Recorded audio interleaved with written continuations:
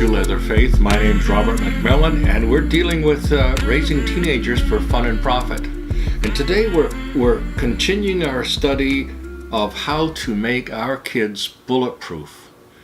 They live in a dangerous battlefield of a world, and we need to understand how we can help them. We need to consider a number of different factors affecting our parenting and our teens' concerns and fears. Now, remember last time we dealt with the 5 wrong approaches in parenting adolescents. Even though it would benefit them, that was for us, the parents. We need to understand these things. And today we're going to deal with the 5 greatest fears of our teens. This is for them, but it will benefit us as we learn about the greatest fears of our teenagers, as we make our teenagers bulletproof. In Romans 12:2, it says, "Do not be conformed to this world." In other words, don't let the world push you into its mold, but be transformed by the renewing of your mind, that you may prove or demonstrate to be true, that you may prove what is that good and acceptable and perfect will of God. What is it that is pressuring our teenagers to conform to this evil world? Several years ago, a study of 5,300 teenagers nationally, it was done by USA Today, listed 5 greatest concerns of our teenagers. The first concern, and I'm just going to go through these 5 concerns. The first concern was sexual choices. In other words, teen pregnancy, sex education, abortion, birth control, sexually transmitted diseases. One girl named Edwina, not her real name, she was age 16 at the time of the survey. She said, "I just can't tell my mother what I know about sex because she feels that a girl my age shouldn't know about these things. If I bring it up, she always manages to change the subject." That's a real fear of our kids, that they know so much more than they can handle. Remember, their brains are still developing, and the part that develops last and most fully in a teenager is the frontal area, where the forebrain, if you will, where issues of executive function and moral choices and things like that, decision making, those things come from there. And our kids are being forced by an aggressive education system and a defective media and entertainment world to make choices they're not quite equipped to make at the time. We need to help them with this first concern, the sexual choice issues. The second concern of teenagers is popularity. Everybody wants to be popular. The need to be liked by their peers reaches its peak even in the 7th and 8th grades. Ages 12 through 14 constitute that period when peer influence is operating at its highest level. Ordinarily, the adolescent experiences a very natural distancing from the parent and a very natural bonding with his or her peers. Instead of resorting to some ill-advised power play for emotional control of a teen, the Christian parent should work with this God-ordained phenomenon. Our kids are going to forcibly cut that umbilical cord, and it's going to be tough for us to let it happen. But we need to let it happen. Needing intimacy with friends outside the home is an important step in the process of eventual emancipation and self-government. Surely you don't want your kids to be forever dependent on you, right? One tangible way for parents to expedite the process is to make room within the family circle for your teenagers' friends and begin praying now for God to draw at least one stable Christian peer into a close relationship with your teen. Remember, the need to be loved and to love is part of this issue of popularity. And don't forget, the 2 greatest questions of a teenager in our society: will I ever be able to love someone? And will someone ever love me? And if you don't think teenagers are thinking these 2 questions, then you've completely forgotten what it was like to be a teenager. To answer this question in the affirmative, many young girls turn to sex, thinking erroneously that the lust of their boyfriend really is love.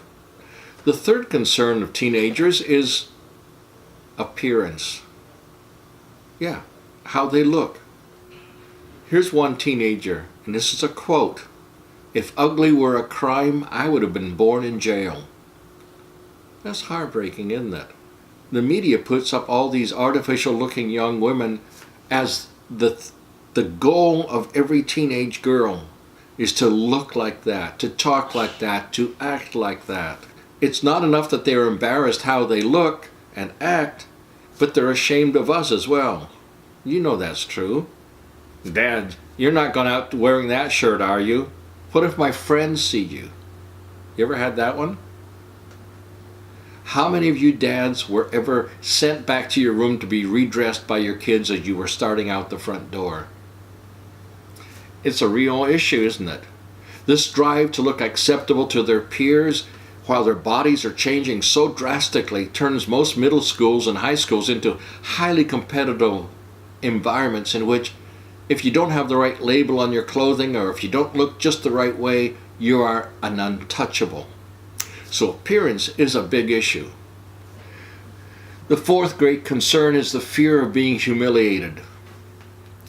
Do you know, when it comes to teen suicide or adolescent suicide, it's not being guilty of doing something wrong that causes children to commit suicide. It's being caught doing something wrong. One of the most common triggers of suicide in teens is a humiliating experience, like getting caught stealing. Remember, it has nothing to do with stealing. It has everything to do with being caught stealing. That's the fear of humiliation. Realize that the humiliation is not from being a thief, but from being caught as a thief. How can we help our teens in this? In Psalm 125, verse 2, it says, "As the mountains surround Jerusalem, so the Lord surrounds his people from this time forth and forever." Now we parents have to take a stand for God, in the place of God, if you will, a place taker, a lieutenant.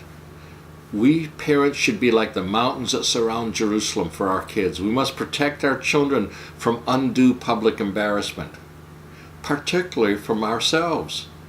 For we are more prone than anyone else to humiliate them in public than any of their peers ever would. We used to correct them in public when they were little children, remember that? Now we must restrain ourselves to withhold correction until we get with them privately once they're teenagers. They're becoming adults. You can't just send them to the room and give them a lecturing. This correction is not helicopter parenting. So do not confuse sheltering our kids with a desire to run interference for them. Proverbs 15:4 says, "A wholesome tongue is a tree of life, but perverseness in it breaks the spirit." When it comes to your teenagers, parents, do you have a wholesome tongue? You're encouraging them? You've often got an attaboy on your lips? Or are you perverse and you're breaking the spirit? Proverbs 18:21 also says, "Death and life are in the power of the tongue, and those who love it will eat its fruit." 1 Peter 3:10 says, "For who would love life and see good days? Let him refrain his tongue from evil and his lips from speaking deceit." Can we say that about ourselves when we're talking about our children or when we're talking to our children? We parents must resist the urge to recount our former successes as corrective examples for our teenagers. Usually, time plays funny tricks on our memories anyway. It sort of goes like this. It starts off, "When I was your age," and then it continues on, yada, yada, yada, yada. You fill in the blanks. But it's all pointless. Our children will never measure up to our defective memories of our youthful exploits. When we walked uphill through snow, both going to school and coming home from school. How we did that, I don't know. But we walked uphill both ways, in the snow, which is amazing because I was raised in California. When we compare our inflated and highly redacted memories of our adolescence with our children's performance, we come off many times to them as condemnatory. And if we were being honest with them, we would tell them, "I'm lying through my teeth to you kids just to make you perform the way I want you to." Here's the fifth concern, and that is, believe it or not, the death of a parent. It would surprise many parents that most teenagers would list the death of a parent as one of the 5 most serious concerns. You are a significant person in their lives. By the way, divorce can also be construed as a death of a parent because that parent is usually not around enough to be there as the mountains surround Jerusalem. We'll get into the issue of divorce and divorce recovery and how that impacts the family in a future series.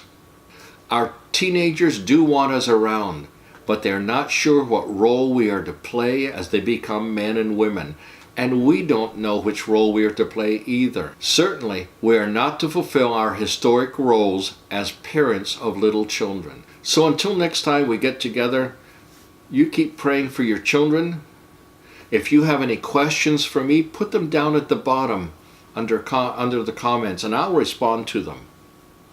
And if you would, please subscribe to this channel. That way you'd know when the next video comes out.